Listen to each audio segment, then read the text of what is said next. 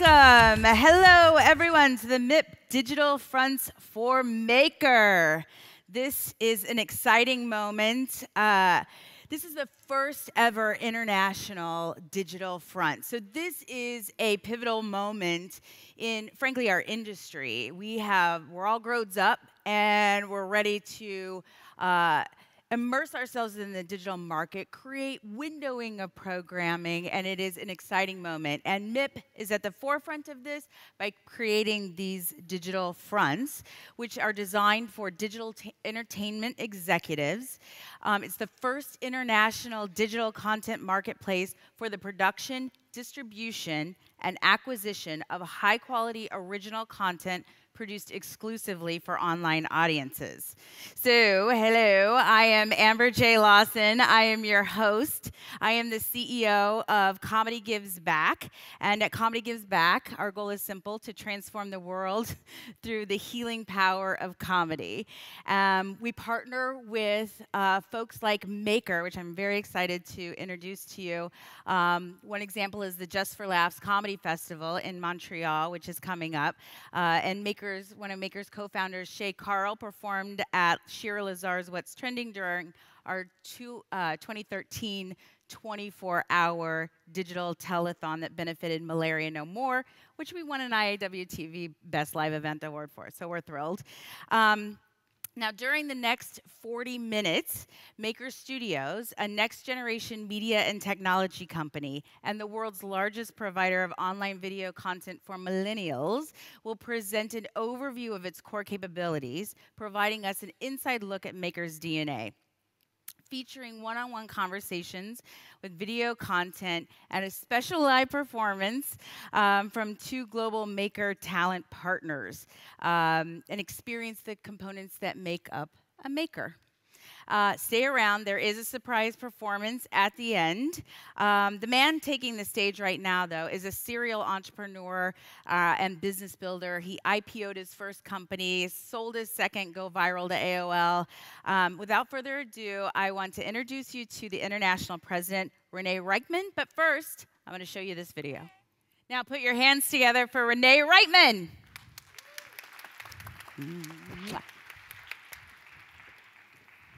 Thank you, Amber, for the very fine words. I think we are in a very, very special time right now. The world is changing, and the reason that I joined Maker was because of that. I want to be part of something that's much bigger than me, much bigger than what we are doing. It's democratizing creativity and media. Media has been changing over the last 10, 15 years, but now it's reaching creativity. And Maker is one of the first companies in the intersection between technology and creativity. And there's a fundamental change happening. And I actually wondered the last 3 days, why am I one of the youngest people at MIP TV? Until this morning, where I saw all the young people coming and presenting their thoughts and their creativity here on stage. It seems like we are a lot of people who have been around for a while, and we're actually neglecting what's going on. And there is a fundamental shift happening. We cannot neglect that. And it's big. It's a democratization at all aspects of the value chain. And it's exciting. It's a great opportunity for all of us. We should embrace this. I can bore you with lots of facts. I have gathered a little bit that are insane. It's just crazy numbers that we cannot neglect. It's wonderful. Have a look up here. I mean, YouTube has now become the second biggest search engine. So we go there, we search, and 6 billion hours of video is watched every single month. And a lot of that is happening from the mobile device. The numbers are insane. And it's driven by 2.5 billion people that are under 34. They're influencing $1 trillion of spend. It's a new generation. It's a gap that we haven't seen before. It's a fundamental gap between what we used to do and what's going on. And it was shared with us this morning, and you'll see it more later on. It's real. And you know what? They are in control. They watch content on whatever device they want, whatever they want, and they don't use the big screen as the first screen. They use the thing we have in the pocket. That's their first screen. All other screens are just part of the experience. They watch significantly less TV than we do, and while they do it, they're multitasking. I wondered when I have 3 children, I wondered when I do movie nights at home, they go into Netflix, they choose what they want to watch, 7, 8 in the evening. They watch for 10 minutes and then do other stuff. And I asked them the other day, why are you not looking at it? We are, they said. But they're also just checking something else. That's the new generation. It needs to be interactive. It needs to be engaging for them to stay on and concentrating. So even on-demand content is not enough. They're doing it, they're consuming it, but it's not enough. So if we want to reach the millenniums, it's quite interesting to see that networks like Maker now are becoming more important than the traditional cable players. According to Nielsen, if you want to reach millennials, you have to come to us or other players like us in order to engage. And the interesting thing is, we do it for 5 to 10% of the cost of traditional TV. So it works. And why does it work? I think we have heard it earlier today, and you're going to hear it from the guest that I bring on stage in a few minutes. It's because the peers are speaking directly to each other. There's a fundamental engagement. Back to the story about my kids. You need to be able to engage. You need to know your audience. You need to be part of the audience yourself. And then the amplification starts, and you can be constantly in dialogue with your audience, and that will be amplified. Therefore, you get reach and scale that we haven't ever seen before. Chester C., who is one of our guests here today, who's an extremely smart young man and a very gifted musician, he understands this. I've spent the last 3 days with him, and it's fascinating to listen to him. It's fascinating the thoughts you have about the music industry and the power of the creators and talent, and how the gatekeepers are disappearing. He has direct access to lots of subscribers, 1.5 million subscribers. More than 20 million people are watching him on the internet every single month. A few more subscribers, a few more viewers, there'll be never a middleman involved anymore. Gatekeepers will be gone. So the talent that is around right now will be able to go direct to the consumers. I mean, look at the numbers here. He's bigger than household names. Let's see the video, guys. Have you ever seen this guy before? Coming out of nowhere, celebrating the fans, and therefore getting a tremendous success. I mean, how big did this become? From nowhere. And nobody decided. Only the audience decided. The peer-to-peer players decided that Bauhaus Harlem Shake should become massive. That's fantastic. And why is this happening? It's happening because as consumers, we are also fans. And now fans are becoming hobbyists, and hobbyists are becoming creators. We need to understand this conversation. And as brands, if we start to getting on to this new generation and we want to interact with them, want to stay relevant with them, we need to understand what's going on. We cannot be as protective as we've been historically. It's not a one-way street. And what I didn't get before I joined Maker is very much that it's going further than this. Fans, hobbyists, creators are the new publishers. Meaning that they are our distribution. We need to understand this, because this is where the reach is.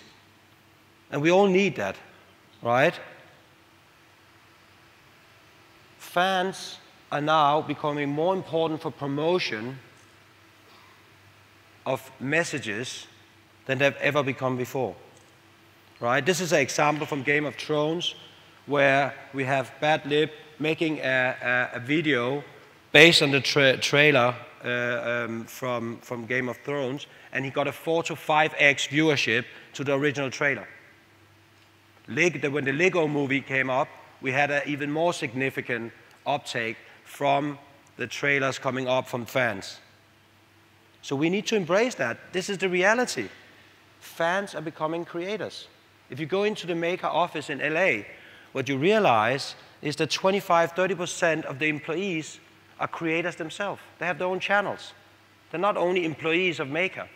No, they're part of the ecosystem. And this is a change that we need to understand.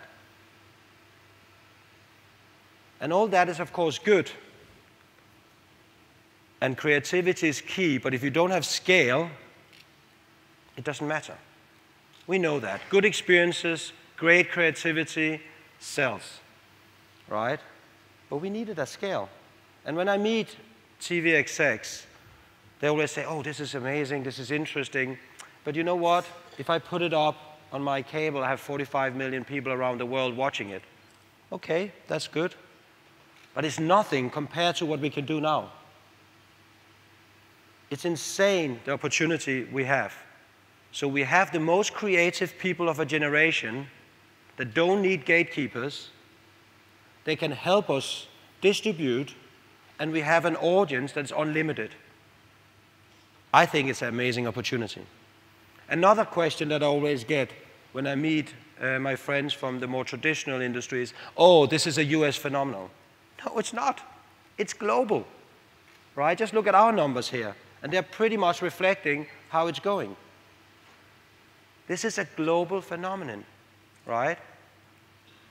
On stage with me today, I'll also bring Stampy Longhead. He is a very intelligent and very interesting personality. Those of you who don't know him, he's in the intersection between education and gaming, right? He's doing an amazing job engaging young people in gaming and with his animation. Look at his numbers. 2.2 million subscribers. That's phenomenal, right? More than 150 million views a month. I just want to invite the talent, because they're much more interesting than me, but I just want to end up saying that the future of entertainment is actually here now. We need to participate. We cannot wait, right? We had the newspapers who neglected what happened. The music industry neglected what happened. We cannot do the same. We need to embrace the change. We need to find ways of taking advantage of this wonderful new generation and the changes.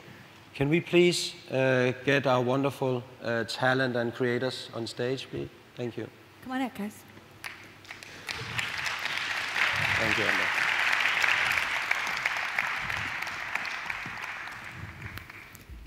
So we are bringing to the stage Chester C. Yeah. And Stampy Cat, otherwise known as Joseph. He goes by both. And we're going to have a fun-filled discussion. I don't know if people understand the structure of Maker. Did you talk about how Maker came together? I mean, I don't want to speak too much about Maker. I think it's about the talent and creativity. But you're right. If you look into the DNA of Maker, it's funded and founded by creators themselves, right? So it all started in LA with Lisa, Ben, and Danny uploading comedy to YouTube, and it worked really well. And they had other creators coming to them and say, how can we do something about it? How can we grow this together as a community? And that fundamental DNA is, of course, still in the company, and I think it surprises many people when you come to our offices how talent-driven and creative-driven the company is. It is. It's almost like the old studio, TriStar, right? I agree. People got together. They wanted to create their own world and their own kind of rules of it. And so it's an aggregation of a lot of channels, and stars are coming out of it. And it is the democratization of content, which we'll get into.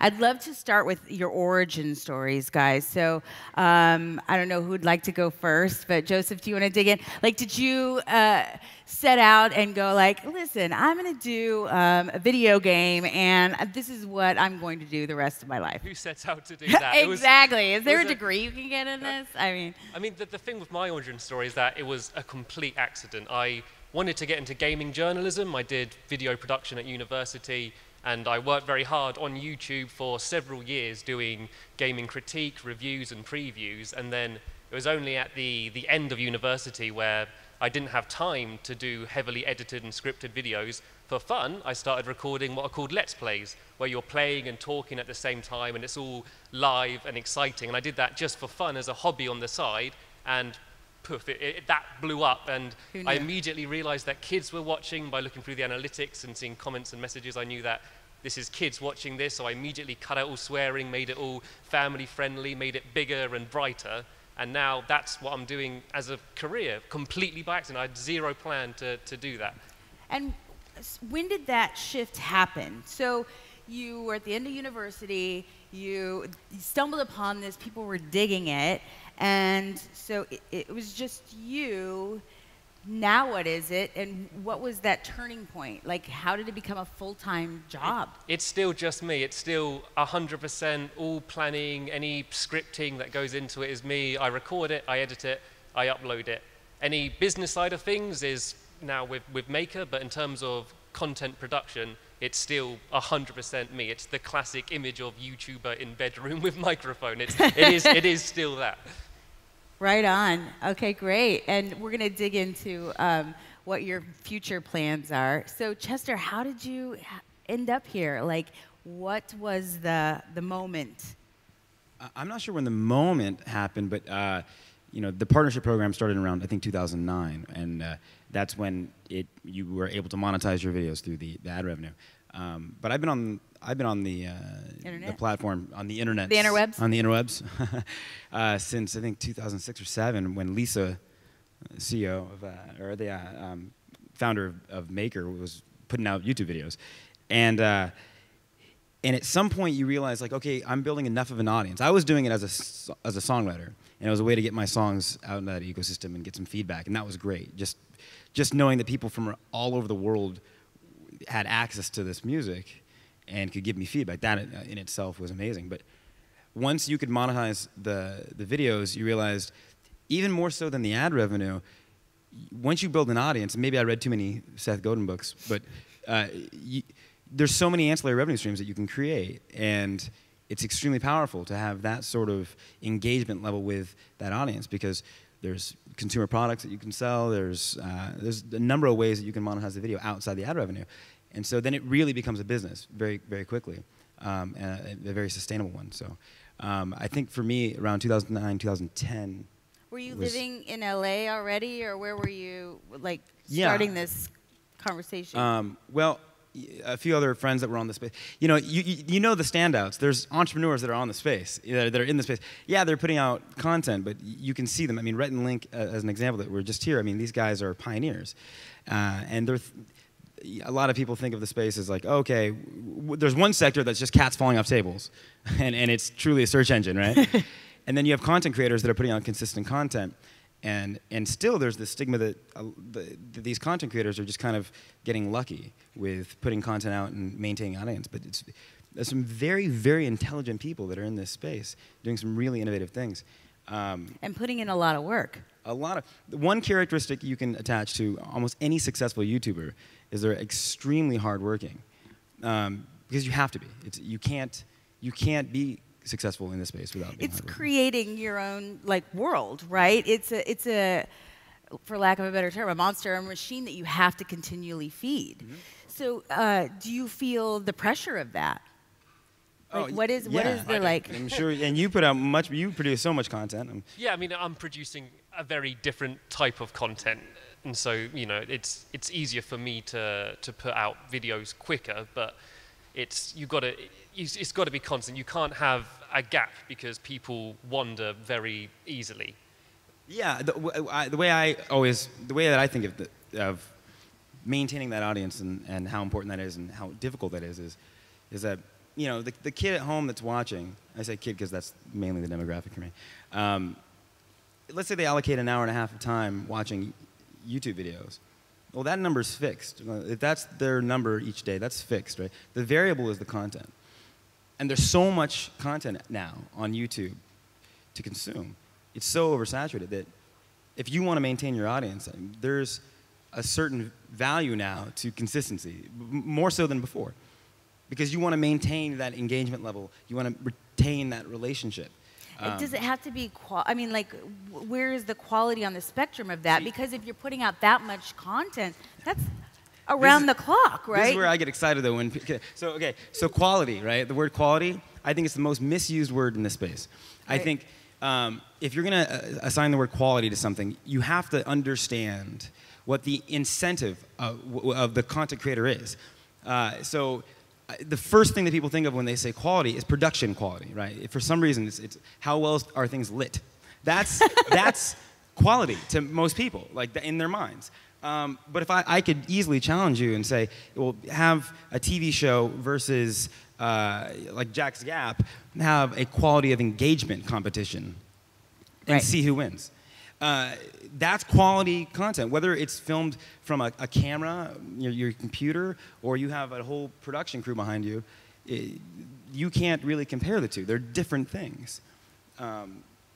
So yeah, in terms of quality, I think the main thing to focus on for me specifically is engagement.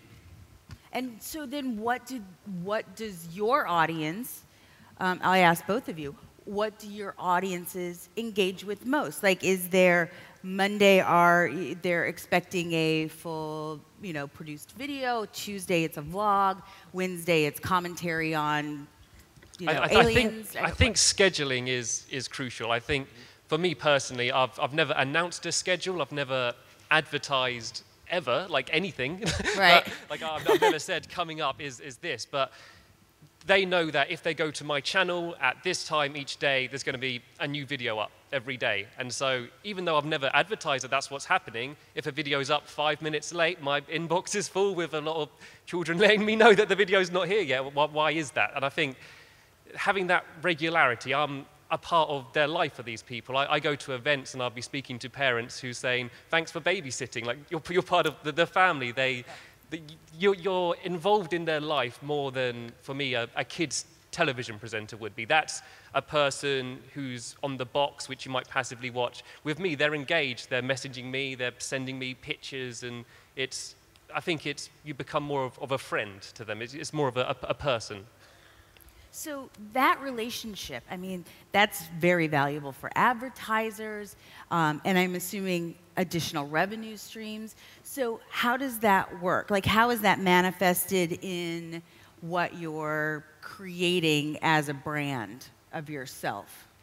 Well, I mean, for me, everything that I do at the moment is within a virtual space. It's within software. Minecraft, for those who don't know, it's basically an open digital platform. Think of it as a stage. You can do whatever you want. There's no story or anything. I can build and set up whatever I want to happen. But there's possibilities within that to move it into other spaces, move it into education or even the arts.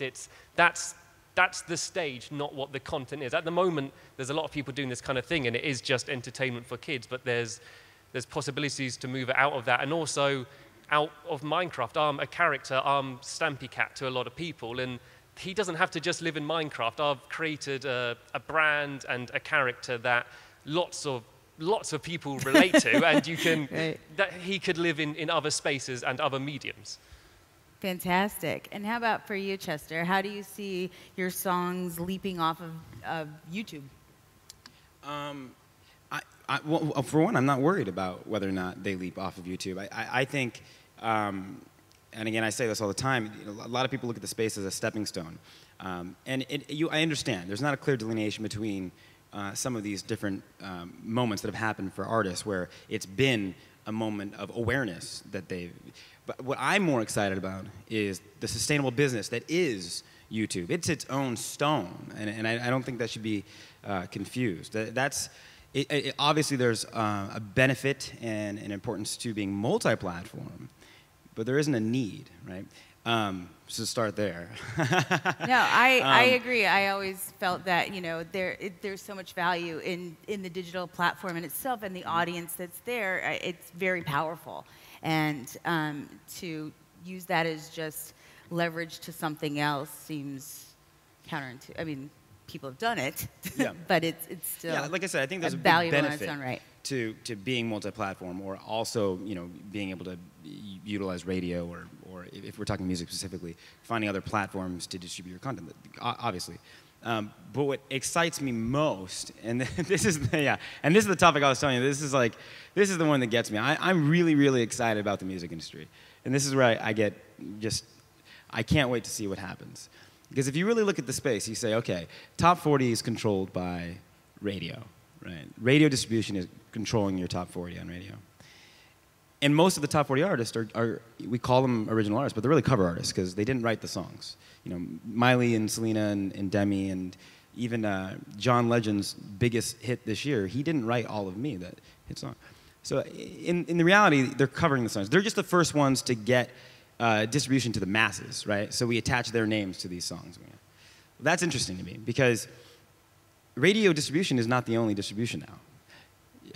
We're seeing some significant distribution channels online. And what's even more exciting is that they're protected. Because Boyce Avenue's channel, as an example, Boyce Avenue, if you're not familiar, they're one of the largest online bands. I think 4 or 5 million subscribers.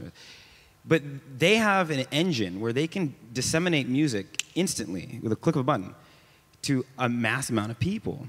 And that distribution outlet is contingent on whether or not they're in it. They have to be in it. You can't buy that channel. You can't just say, oh, you have access to these many eyes and ears. I'm going to buy that channel and protect myself. The major labels can't do that.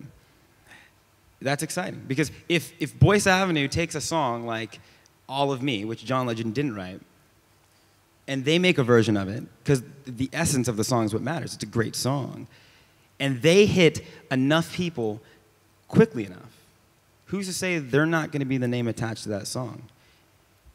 And who's to say they're not going to hit the tipping point first and have that be what everyone's passing around as the hit song? All without radio. And it's all about who hits the masses first. Absolutely. And it's absolutely shifting from that, from radio to... We are truly seeing the democratization of music. And I think we are very close to seeing some really exciting moments happen. You look at the singer-songwriter chart right now on iTunes. It's all YouTubers.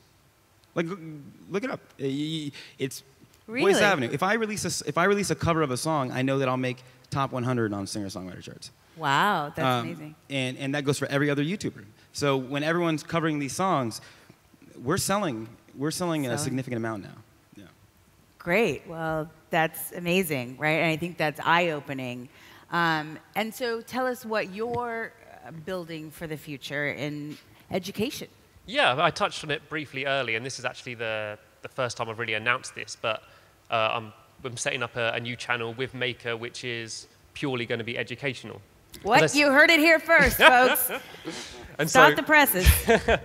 Because, I mean, as I said earlier, I think Minecraft is an amazing platform. And, I mean, there are 2 ways I think make it amazing. The fact that it is an open sandbox to do whatever you want in it. And 2, everyone's playing it. Like, if you're not playing it, then your kids or your kids' friends are doing it. It's massive. And not only playing it and watching videos often at the same time, they're already engaged in that.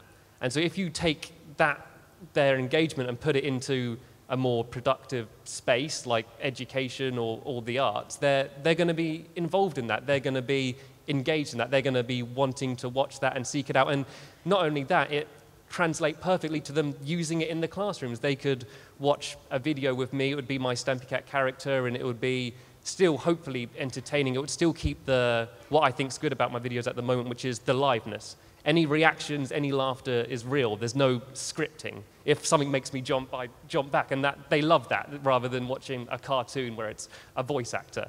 And if we can keep that and move it into an education space and keep them engaged by the same levels, and then see me doing something and then go on their own computers and recreate it and say, oh, what if we do it this way? There's so much potential there. So that's what my future is. I couldn't be more excited about it. Awesome. So, Renee, what's the future of Maker?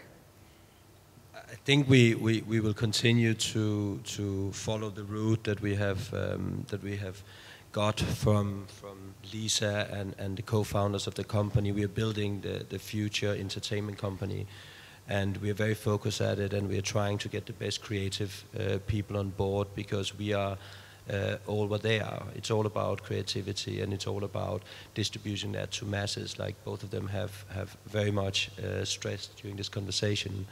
And I think it's a global phenomenon, so we need to have our presence in Asia, in South America, and everywhere else where this is growing dramatically. And we just opened up our office in Singapore for Southeast Asia, awesome. And we will continue our expansion. It's very, very interesting, and spending time with these amazing people is an eye-opener. I mean, definitely. So is there an investment in technology, in content, in growing the studios? Like, what does that look like? All three. So we're investing heavily into content and creativity. We do original programming. We do programming with all our talent. We're trying to commercialize that, of course. I mean, we have 5.5 billion views a month. I'm sorry, say that again. 5.5 billion views a month. That's with a B. Sorry, what was that again? What was the number? That's close crazy, to 6 yeah. billion. Yeah.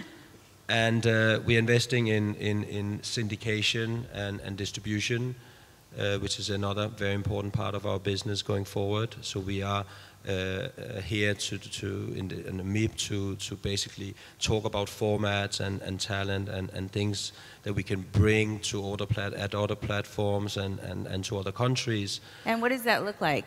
Is that a packaging of the talent, of the content? Is it what form does it take? It's shows, it's formats as we know it, and it's also packaging. It's both. I think if you realize what's going on, then the biggest talent in Brazil are Brazilian, right? But some of the formats that we are making out of the US or the UK, we can use in Brazil as well. The same in France. The biggest talent in France are French. They're speaking French. And we need to, of course, be global at one hand, but also very local. And that's what we are aiming at. We can't influence everything from LA. Because this is so. Although we'd like to. Yeah, I'm sure you want to, but I'm not a fan of that. No. Absolutely. Well, any parting thoughts before we have our special performance? We have a special performance? I heard someone. I'm going to play Minecraft for you all. No. Only joking, don't worry. Yeah. No, Well, I think it's quite interesting, right? If you ask a 14-year-old boy in London, you know, who is the big star right now? It's not David Beckham. It's Stampy, right? Oh, no. They all want to be Stampies, and they all want to express themselves the way you did, right? Go on YouTube, set up their own channels, and start communicating. It's fantastic, right? So we cannot take a star from the traditional world and put into that generation. It just doesn't happen. Mm-hmm. And the thing is with me personally is I'm a very big introvert. I'm very shy. I always Clearly, you're very shy. Like I'm getting better now, but growing up, I always liked the idea of performing. I love telling jokes, but not in front of people, not when there's people there. And by using this medium, I can be in my bedroom, behind a microphone, in my safe area, but still millions of people can watch it, which is, that didn't really happen Share before. your Like to get to the point where you have a mass audience, there would be certain hoops that some people aren't good at jumping through. And I think I'd be one of them. But so the fact that I can do this, I think is amazing. And there's so many other doors that could open for other people that are like me. It is inspiring, and I ask, go ahead. Oh, no, I was just going to say that yesterday when we were walking around, when it was just a great moment where this, what was he, like 10 years old, 10-year-old kid just stopped and went.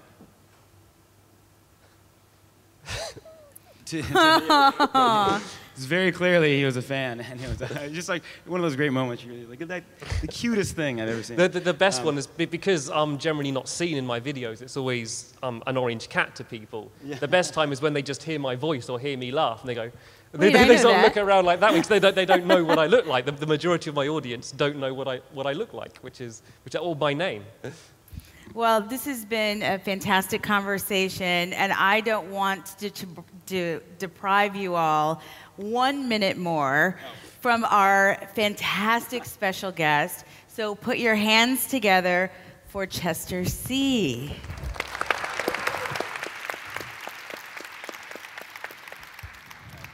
Yeah.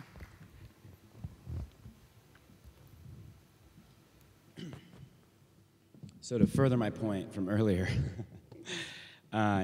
instead of having to rely on always writing hit songs, I truly believe that now we're exploiting the fact that most of the songs are written by amazing songwriters behind the scenes. So I'm going to go ahead and steal one of the greater songs I've heard this year and sing that for you instead.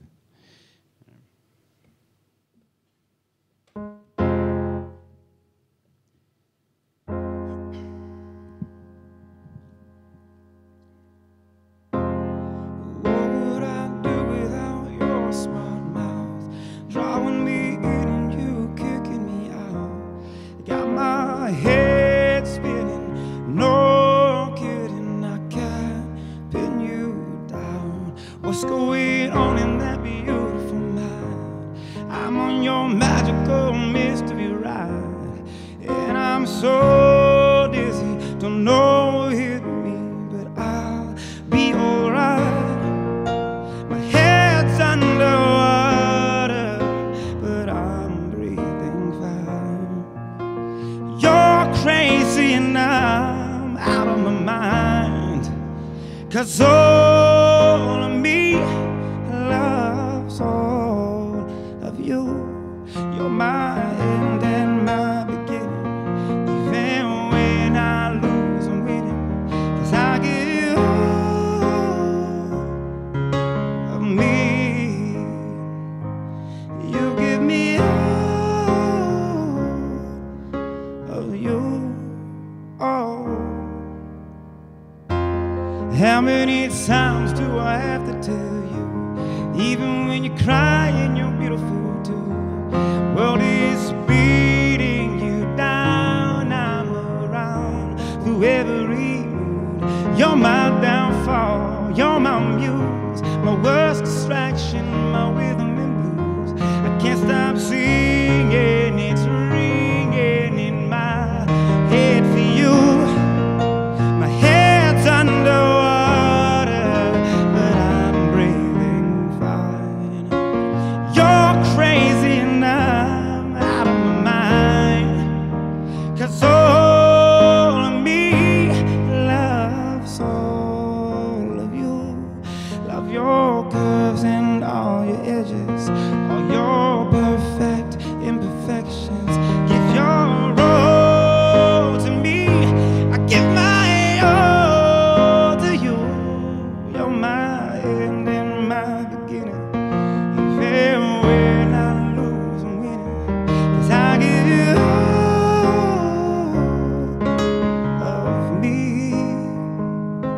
You give me all of you. Give me all of you. Cards on the table, we're both showing hearts, risking it all, though it's hard.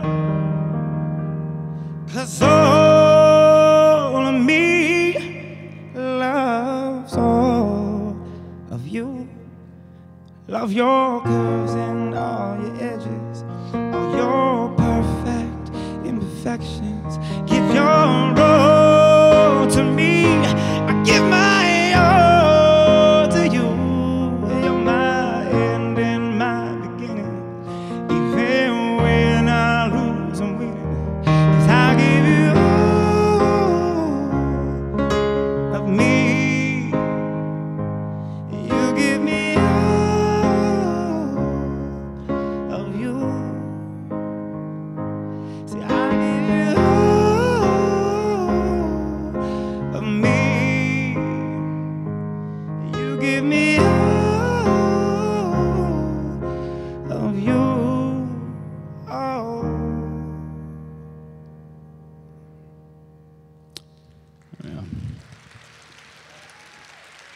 Thank you. Thank you. Thank you so much, Chester, Renee, Stampy Cat. Thank you for attending the Maker Digital Front. Our next session, our next front for Daily Motion will start in 10 minutes. So come right back. We'll start in 10 minutes.